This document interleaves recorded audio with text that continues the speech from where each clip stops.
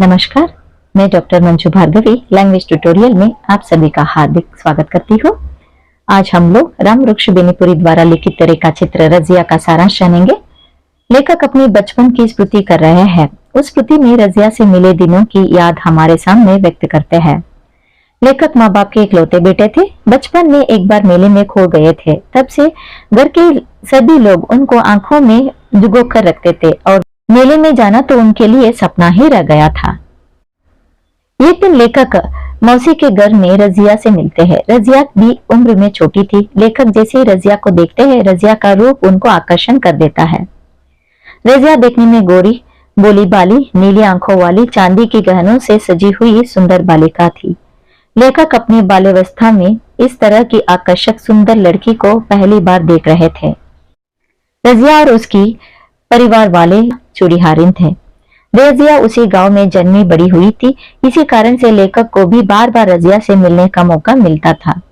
बाल्यावस्था से अब दोनों प्रौढ़ावस्था में जाने लगे थे। लेखक प्रौढ़ावस्था के साथ पढ़ने में भी आगे जा रहे थे, पर रजिया पढ़ाई को छोड़कर प्रौढ़ होने लगी थी। अब रजिया की माँ वृद्ध होने के कारण रजिया के ऊपर चूड़ीहारिन की जिम्मेदारी आ पड़ी थी। रजिया के हाथ मुलायम थे तो सारी स्त्रियां उसकी हाथ से चूड़ियां पहनवाना पसंद करती थी। रजिया से बैंड करना लेखक को भी पसंद था। रजिया लेखक से प्रश्न पर प्रश्न पूछती थी और लेखक से अपने आप को खुश समझते थे। एक दिन जब लेखक और रजिया बात कर रहे थे, तब लेखक के बौजी ने कहा, देखियो री रजिया, वो बुआ जी को फुसला नहीं लीजियो। तब रजिया का चेहरा शर्म से लाल हो गया था। दोनों भी जानते थे कि दोनों का धर्म अलग है। लेखक पढ़े लिखे है, रजिया अनपढ़ है। लेखक अमीर है और रजिया एक गरीब चूड़ीहारिन। फिर भी दोनों के अंदर एक स्नेह था।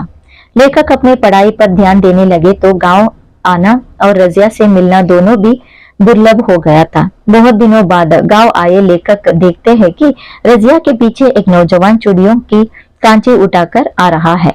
अनजाने के जैसे लेखक रजिया से पूछते हैं कि वह कौन है, तो रजिया कहती है कि वह नौजवान उसका पति है।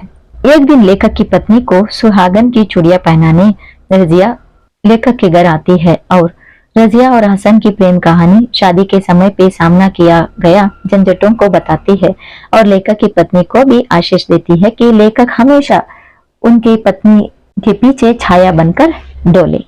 कुछ साल बीतने के बाद लेखक रजिया से भेंट करते हैं। लेखक अब अखबार में काम करते थे। लोग उनको संपादक ही समझने लगे थे। लोगों के प्रति भी सोच विचार करके आगे बढ़ना लेखक के लिए अब अनिवार्य बन गया था। रजिया एक छोटे लड़के को बुलाकर लेखक को बुलाती है। लेखक दूसरे सज्जनों के साथ बैठे थे। जैसे ही बुलवाया आया, पहले तो वे गुस्से हो गए, पर जैसे ही रजिया को देखे तो चुप हो जाते हैं। रजिया अब पहले से भी सुंदर दिखने लगी है। वह हसन के साथ शहर में कुछ श्रृंगार के सामान लाने आई थी। आजकल की चूड़ियां, नई डिजाइन, सभी तरह के बदलाव को रजिया ग्राहकों के लिए खरीद कर लाने लगी है। लेखक रजिया के साथ रास्ते में बात करना उचित नहीं समझते थे। रजिया लेखक के घर जाकर उनके हाथों में कुछ रंगीनी चूड़ियां रखती हुई कहती है कि वे अपने हाथों से पत्नी को चूड़ियां पहना दे। रजिया के इस शरारत से लेखक चुप हो जाते हैं। बहुत साल बाद लेखक नेता बनकर गांव आते हैं। लेखक गांव वालों से रजिया के बारे में पूछने के लिए विचार कर रहे होते हैं। उतने में एक छोटी सी बच्ची आकर उन्हें अपने घर बुलाने लगती है। लोगों से पता चलता है कि वह बच्ची रजिया की पोती है। रजिया के घर ले जाने आई है। बच्ची भी दिखने में बिल्कुल रजिया की जैसी ही दिखती है। लेखक रजिया के घर जाते हैं। हसन चल बसा है। रजिया के 3 बेटे हैं। रजिया अब शिथिल हो चुकी है, पहले जैसे चल नहीं सकती। बहुओं के सहारे से लेखक के पास आकर सलाम करती है तो लेखक को उस दिन की याद आती है जब उन्होंने रजिया को पहली बार देखा था। यहीं पर रेखा चित्र का अंत होता है। धन्यवाद।